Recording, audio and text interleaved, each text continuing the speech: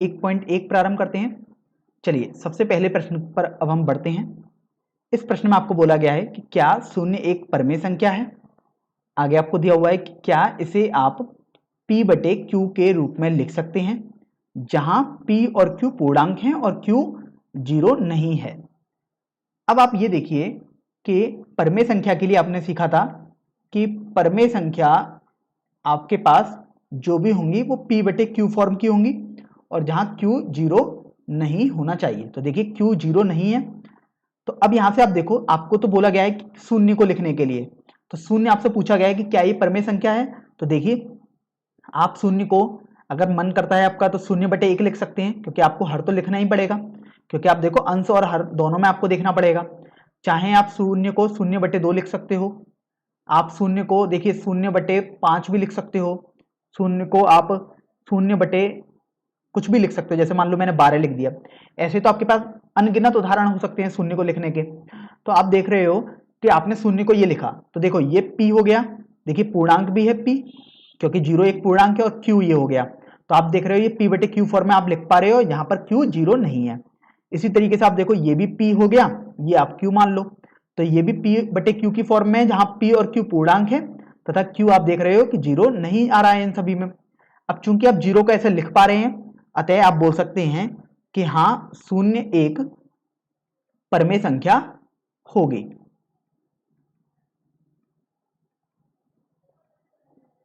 तो इस तरीके से आप पहले भाग को हल करेंगे। अब देखिए हम दूसरे भाग पर बढ़ते हैं।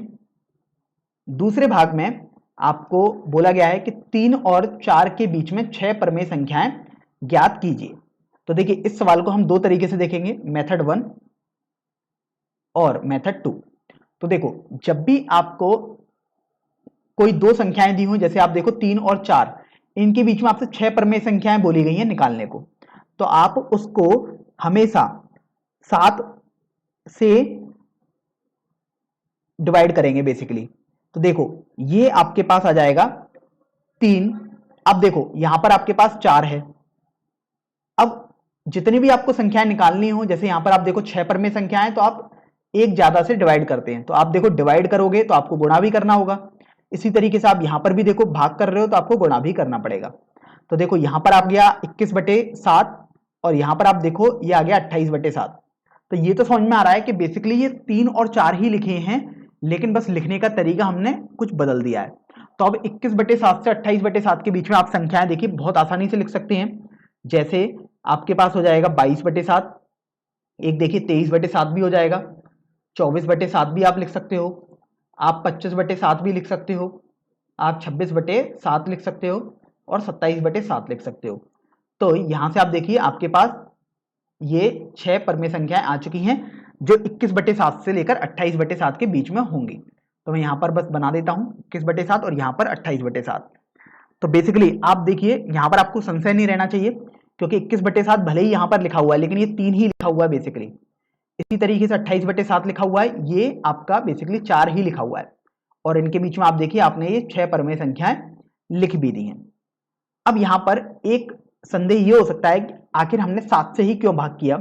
तो इसको समझने के लिए आप इसको ऐसे सोचिए कि मान लीजिएगा आपके पास दो संख्याएं हैं a और b, और आपको बोला जाए कि आपको a से b के बीच में 4 परमेय संख्याएं लिखनी है। तो आप देखो 4 परमेय संख्याएं लिखनी है, इसका मतलब ये हुआ कि एक परमेय संख्या ये हो गई, दूसरी परमेय संख्या, तीसरी परमेय संख्या और चौथी परमेय संख्या। तो आप देख रहे हो आपके पास यहाँ 5 अंतराल बन रहे हैं। देखिए एक अंतराल, दूसरा अंतराल इनके बीच में, तीसरा अंतराल, चौथा अंतराल और पांचवा अंतराल। तो देखिए 4 परमेय संख्याओं के लिए 5 अंतराल बने। इसी तरीके से अगर आप 6 परमेय संख्या लिखना चाहोगे तो 7 अंतराल बनेंगे। तो इसी तरीके से यहां पर हमारा कॉन्सेप्ट आया कि जितनी भी परमेय संख्याएं आपको लिखनी होती हैं आप उससे एक ज्यादा से भाग और गुणा कर देते हैं। तो ये बेसिकली आपके पास मेथड 1 तो आपने लिख दिया। अब मेथड 2 समझ लेते हैं। देखिए मेथड 2 काफी आसान है। यहां पर आपको बोला गया है 3 से 4 के बीच में।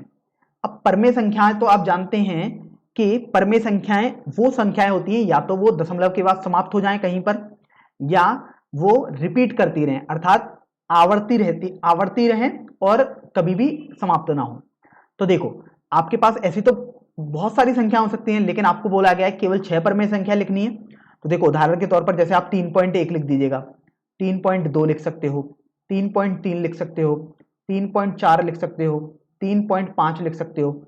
आपको 6 लिखनी थी लेकिन ये 5 लिख पाए हो अभी आप। देखो 3.6 लिख दो और देखो यहाँ पर आपने 4 लिख दिया। तो आप देख रहे हो कि 3 से 4 के बीच में आपने 6 पर में संख्याएं लिख दी, 3.1, 3.2, 3.3, 3.4, 3.5, 3.6।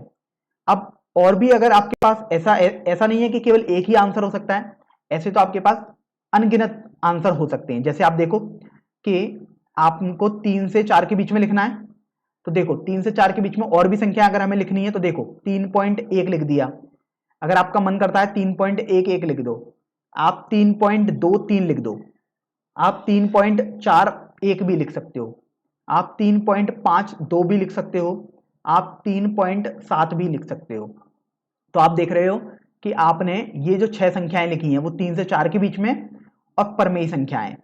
तो बेसिकली परमेय संख्याओं की हम यहाँ पर हमने परिभाषा यूज करी है, और वो परिभाषा ये है कि जो भी संख्याएं दशमलव के बाद समाप्त हो जाएंगी वो परमेय संख्याएं होती हैं, और जो संख्याएं समाप्त नहीं हो रही हैं दशमलव के बाद लेकिन आवर्ती आ रही हैं, मतलब बार बार रिपीट कर रहा है उनका कुछ ना कुछ भाग, वो भी परमेय संख्याएं होती हैं। तो इस तरीके से आपने संख्याएं लिख दी 3 से 4 के बीच में। तो यहां से आपका ये प्रश्न भी हल हो गया। अब देखिए हम तीसरे प्रश्न पर बढ़ते हैं। प्रश्न संख्या 3 में आप देखिए आपको बोला गया है कि 3/5 और 4/5 के बीच 5 परमेय संख्याएं लिखिए। तो अभी आप ये देखो कि 3/5 और 4/5 के बीच में लिखना है।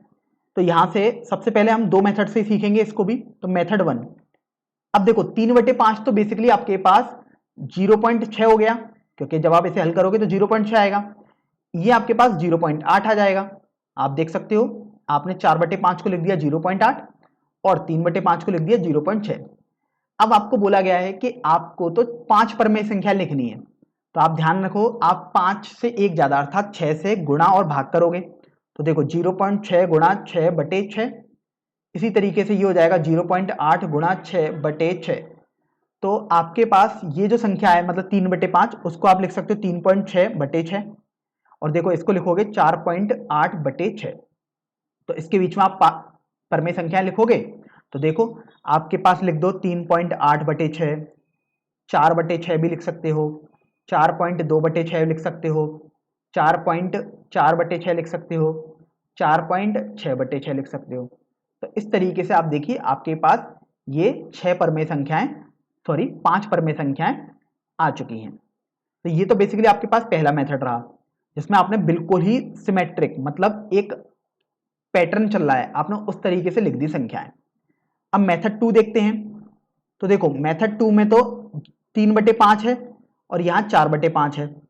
तो आप ये देखो कि 3/5 क्या होगा 0.6 और 4/5 होगा 0.8 के बराबर। अब आपको 5 संख्याएं लिखनी है, तो बस आपको बस इस बात का ध्यान रखना है कि जो भी आप संख्याएं लिखें वो 0.6 से 0.8 के बीच में होनी चाहिए और परमेय संख्या होनी चाहिए।